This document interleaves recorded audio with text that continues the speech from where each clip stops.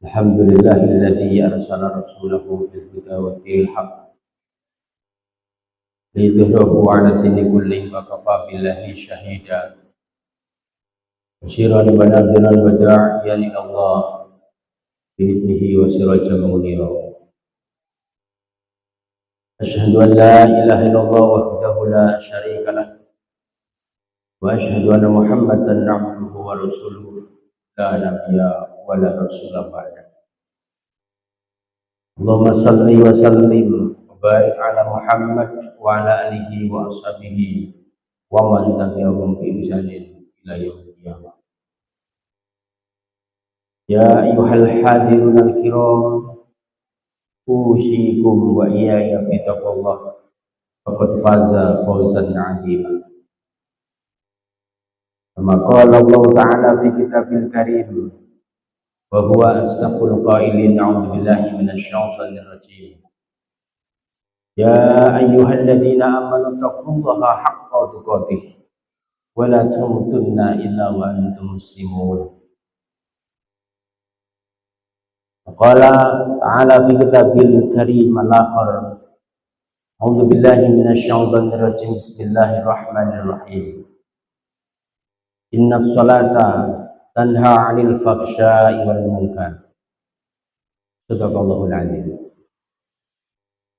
Hadirin jamaah sidang Jumat yang dirahmati Allah, puji dan syukur marilah tidak henti-hentinya kita haturkan kepada Allah Ta'ala, Allah yang terus memberikan kepada kita keberkahan hidup, Allah yang terus memberikan kesehatan, keberkahan, kesempatan untuk hadir di masjid yang mulia ini. Tentu kehadiran kita di masjid yang mulia ini menjadi penanda yang sahih, yang sulit terbantahkan bahwa kita termasuk insya Allah hamba-hamba yang beriman dan bertakwa kepada Allah Ta'ala. Dan kehadiran kita ini apabila kita niati ikhlas karena Allah, beriman kepada Allah Ta'ala, insya Allah akan menjadi bukti yang konkret kelak di yaumil akhir, manakala kita menghadap kepada Allah Ta'ala di yaumil qiyamah. Oleh karena itu jamaah yang dirahmati Allah, kami selaku khatib berwasiat kepada diri kami dan selebihnya kepada jamaah untuk tidak jemu-jemunya, untuk tidak bosan-bosannya, marilah terus kita istiqomahkan nilai takwa kita kepada Allah. Karena hanya itulah yang akan menjadi bekal kelak kita di yaumil akhir. Tazawwadu fa inna khairuz zadi taqwa, kata Allah.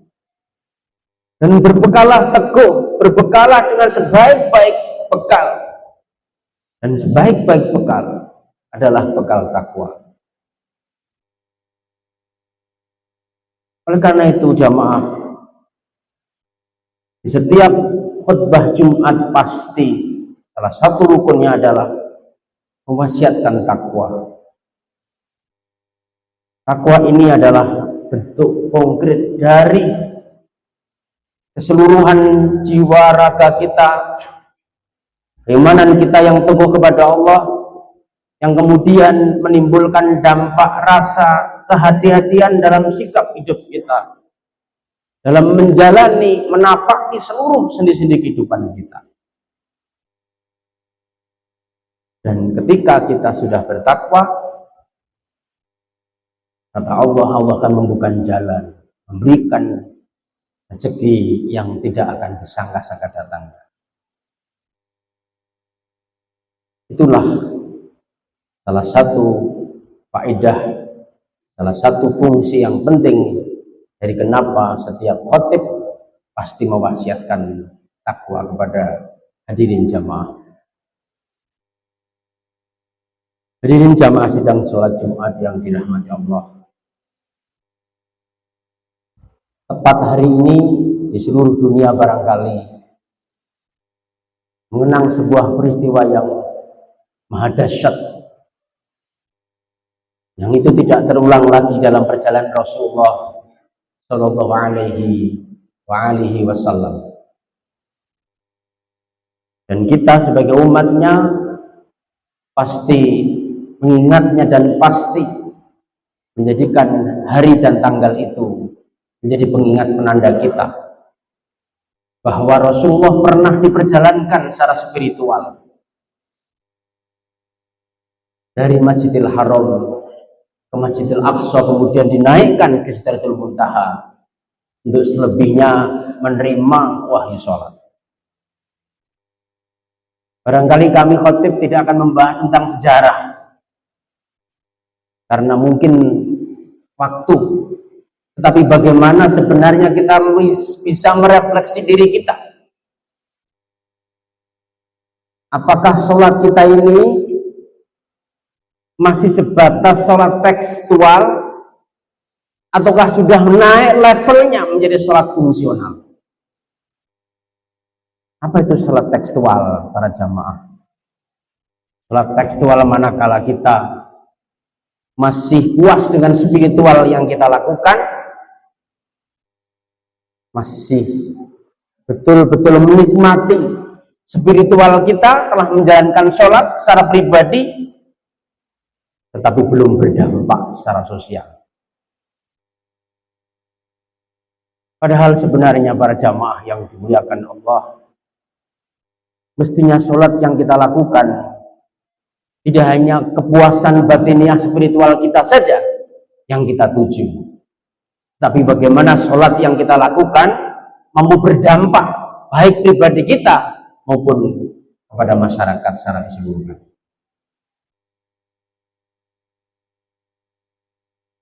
Ada banyak ciri-ciri para jamaah yang dirahmati Allah yang itu bisa kita kategorikan sebagai sholat fungsional. Yang pertama, manakala sholat kita mampu menjaga diri dan pribadi kita dari perilaku maksiat, menjauhkan diri pribadi kita dari perbuatan-perbuatan yang melanggar syariat, menjauhkan dari perbuatan-perbuatan yang tergolong dosa kecil maupun dosa besar. Dan ini para jamaah yang dirahmati Allah sangatlah sulit. Maka parameter yang paling gampang adalah manakala kita mampu mencegah perbuatan keji dan mungkar, maka sholat kita itu sejatinya secara substantif telah berfungsi sebagaimana fungsinya. Allah berfirman dalam surat Al-Ankabut ayat 45, dan bahkan ayat ini barangkali sudah well known, sudah banyak yang memahami, sudah banyak yang hafal. Inna sholata tanha 'anil faksya'i wal munkar. Sesungguhnya sholat itu mampu mencegah dari perbuatan keji dan mungkar. Apa itu perbuatan keji dan apa itu perbuatan mungkar? Para jamaah yang dirahmati Allah, perbuatan keji adalah perbuatan yang mengandung unsur-unsur dosa secara pribadi, yang itu akan menumbuhkan sikap terlepasnya keimanan kita kepada Allah, yang dampaknya bisa kecil bisa besar. Itu adalah perbuatan keji. Contoh yang paling konkret adalah perbuatan zina. Perbuatan zina barangkali mungkin dampaknya tidak seluas perbuatan mungkar seperti korupsi, karena mungkin hanya 1-2 orang. Apabila itu ada dalam sebuah masyarakat, mungkin dampaknya tidak sesistemik seperti korupsi, perbuatan mungkar. Sehingga perbuatan mungkar adalah perbuatan dosa yang melibatkan, yang itu sistemik, yang itu melibatkan dan bahkan berpengaruh kepada khalayak yang lebih luas. Itulah mungkar. Maka mungkar biasanya kebalikan dari kata ma'ruf, atau ma'ruf itu adalah terkenal, diketahui, menjadi perbuatan yang biasa, itu ma'ruf. Sedangkan mungkar adalah perbuatan yang tidak diinginkan oleh khalayak, tidak diinginkan oleh umum. Bangsa kita, bangsa Indonesia sekarang ini sedang berperang melawan korupsi. Padahal bangsa kita sampai hari ini secara statistik masih menempati sebagai bangsa yang terbesar penduduk muslimnya di dunia. Ini menandakan bahwa kita masih punya PR besar. Kemanakah sholat yang kita lakukan? Atau barangkali mungkin tidak usah 280 juta penduduk kita, 80%-nya muslim itu sholat semua. Kita ambil 50%-nya saja. Berarti kira-kira sekitar 130 juta sudah pernah masuk ke masjid. Tapi barangkali kalau itu terjadi betul, maka mungkin mas kami ini nggak muat. Dan mungkin masjid-masjid yang besar lain juga penuh berjubel orang untuk melaksanakan sholat Jumat. Mungkin ini PR besar bagi kita. Banyak problema di umat Islam kita. Satu di antaranya adalah sholat belum berfungsi sebagaimana mestinya. Tercermin dari banyaknya kasus-kasus korupsi, banyaknya kasus-kasus maksiat yang terus merajalela di bangsa kita. Yang kedua, para jamaah yang dirahmati Allah, ciri-ciri sholat fungsional atau sholat sudah berfungsi sebagaimana mestinya, manakala bisa menumbuhkan sikap filantropi, sikap empati, sikap kedermawanan kepada orang lain. Sikap ini sangat-sangat penting di era sekarang ini. Dan sikap inilah yang kita butuhkan saat ini. Manakala banyak bencana, banyak orang yang tidak mampu secara ekonomi dan harus kita bantu. Banyak orang yang kekurangan, yang membutuhkan kehadiran kita, baik secara fisik, pikiran, harta maupun benda. Dan bahkan Allah mengkritik kepada orang-orang yang sholat, manakala dalam sholatnya itu dia lupa. Dan bahkan tidak hanya lupa, dia tidak memiliki sikap empati. Ini tercermin dalam surat Al-Ma'un ayat 4, 5, 6, dan 7. Wawailul lil musallin alladzina hum an salatihim sahun alladzina hum yura'un wa yamna'unal ma'un. Celakalah bagi orang-orang yang sholat, yang mereka itu senantiasa melupakan, melalaikan sholatnya. Alladzina hum yura'un, dan mereka-mereka yang sholat senantiasa mengujubkan, menyombongkan, meriakkan sholat yang dikerjakan. Dan kemudian wayamna'unal ma'un, dan mereka-mereka enggan memberikan bantuan kepada orang atau tidak memiliki sikap empati. Jadi sholat tidak hanya kepuasan spiritual yang mesti kita gapai. Manakala spiritual saja yang kita gapai, kita sudah puas dengan sholat yang kita lakukan, dan kemudian menunjukkan kepada orang lain. Contoh, kita 3:30 dini hari kita sholat tahajud merasa khusyuk, ngambil handphone, WA temennya, Mas tolong bangun 3:30 yuk tahajud. Hati-hati. Ini barangkali termasuk sholat yang belum fungsional, sholat yang masih riak, yang hanya kepuasan pribadi tapi tidak berdampak. Rasulullah pernah mengutuk, barang siapa yang malam hari kenyang perutnya gara-gara dia betul-betul kebanyakan makan, padahal ada tetangga sebelah yang menangis tidak bisa tidur karena kelaparan, maka Allah semalaman mengadab dia. Maka mestinya jika kita umat Islam laksanakan sholat, bencana alam yang ada di bangsa kita ini cukup banyak, tentu tidak kerepotan. Tentu langsung segera berproses. Tapi baru kemarin ada beberapa daerah yang baru bisa mengumandangkan azan. Kenapa? Karena relawan-relawan yang datang belum mampu untuk kemudian bagaimana mendirikan musola-musola. Ini barangkali keprihatinan kita. Oleh karena itu para jamaah, kita coba refleksi diri, apakah sholat yang kita lakukan sudah masuk kriteria sholat fungsional. Sebagaimana ciri yang kedua, sholat harus mendatangkan sikap empati kepada orang lain. Yang ketiga dan keempat adalah manakala kita telah melaksanakan sholat dengan baik, sesuai dengan fungsinya, tentu kita akan memiliki sikap hidup yang lebih disiplin dan tertata.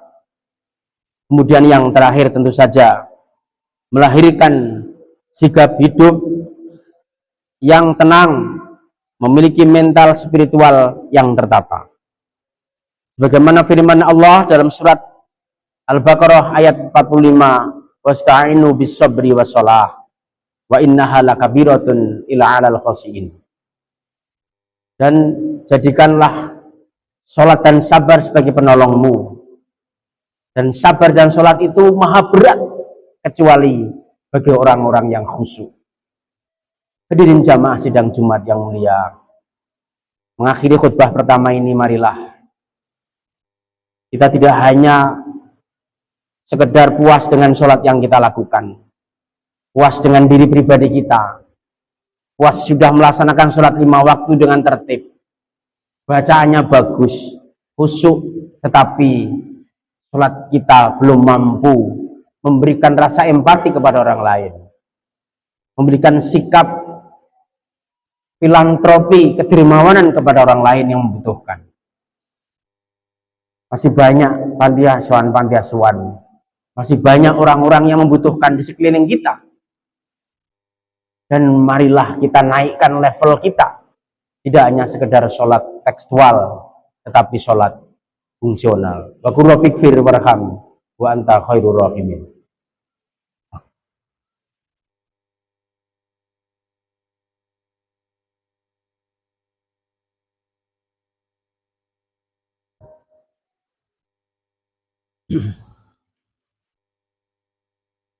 Alhamdulillah alladzi khalaqal mauta wal hayata liyabluwakum ayyukum ahsanu amala wa huwal azizul ghafur.